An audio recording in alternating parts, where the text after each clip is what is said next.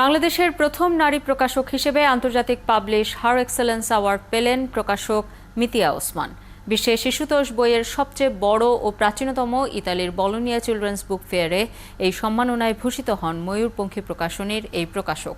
অর্জনের আনন্দ একাত্তরের সঙ্গে ভাগ করে মিতিয়া বলেন, এই সম্মান দেশের প্রকাশনা শিল্পে নারীদের অনুপ্রাণিত করবে। আরও জানাচ্ছেন পার্থ সঞ্জয়।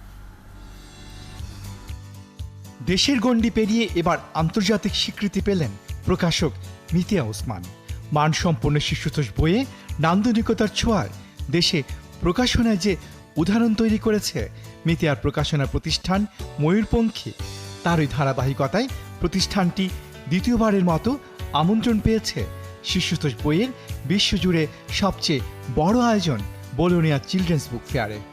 মিতিয়া বলছেন, এই ফেয়ারে আমন্ত্রণ পাওয়ায় তার জন্য দারুণ গর্বের। শুধুমাত্র যে প্রকাশকরা থাকে এখানে না, এখানে লেখক থাকে।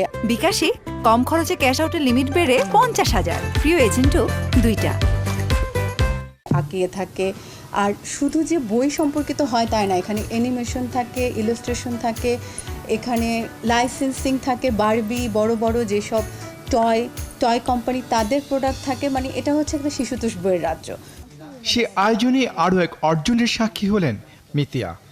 পাবলিশ হার অ্যাওয়ার্ড এর প্রথম উদ্যোগেই বিশ্বের 30 দেশের নারীদের মধ্যে সেরা উদীয়মান নারী প্রকাশকের তকমা জিতলেন মিতিয়া।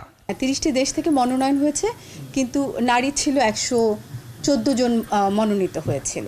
পুরস্কার 3টা ক্যাটাগরিতে দিয়েছে। একটা হচ্ছে মানে আমরা ছিলাম এমার্জিং লিডার, যেটার জন্য আমি পেয়েছি। একটা ছিল লাইফ টাইম অ্যাচিভমেন্ট, আর একটা ছিল ইনোভেশন অ্যাওয়ার্ড। তো আমি পেয়েছি এমার্জিং লিডার ক্যাটাগরিতে। তো আর দুজন পেয়েছে, একজন জার্মানির আর একজন জামাইকার। মিতিয়া বলছেন, মাইলস টু গো।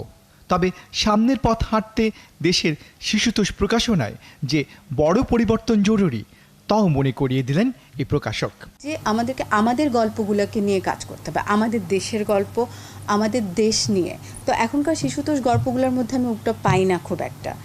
ফ্রাঙ্কফুর্ট সহ বিশ্বের বড় বড় বুক ফেয়ারের অভিজ্ঞতায় প্রকাশনা শিল্পে যে নেতৃত্বের সূচনা করেছেন মিতিয়া, তা নিশ্চিত আশা জাগানিয়া।